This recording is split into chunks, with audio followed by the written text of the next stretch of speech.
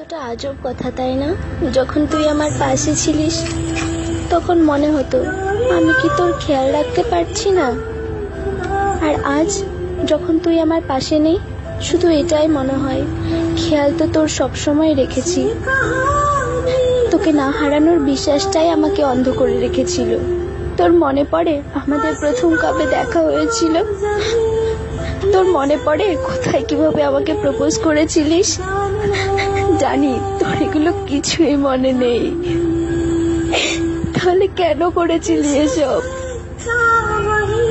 আচ্ছা তুই খুব ব্যস্ত, তোর জীবন খুব আনন্দের।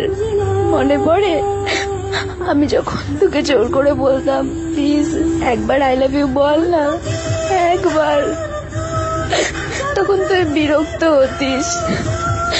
আমার খুব কষ্ট হয় জানিস, কিন্তু তোকে বলতে পারি না, কারণ তুই যে এখন অন্য কারোর।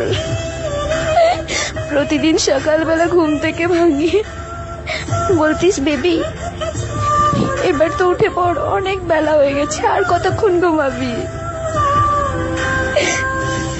এখন আর কেউ বলে না ঘুম থেকে উঠে পড়। জানিস এখন রাস্তায় অকারণে হোঁচট খেলে কেউ বলে না দেখে চলতে পারিস না। এখন আর কেউ বলে না বাবু তুই তাড়াতাড়ি খেয়ে নে। কথায় কথায় বলতিস তুই আমার বাচ্চা। আমি রাগ করে ফোনটা কেটে দিতাম ইচ্ছে করে, যাতে তুই আবার কল করিস।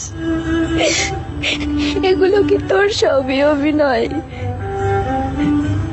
থ্যাঙ্কস অভিনয়গুলো করার জন্য। তুই অভিনয় করে বুঝিয়ে দিলি ভালোবাসা কাকে বলে।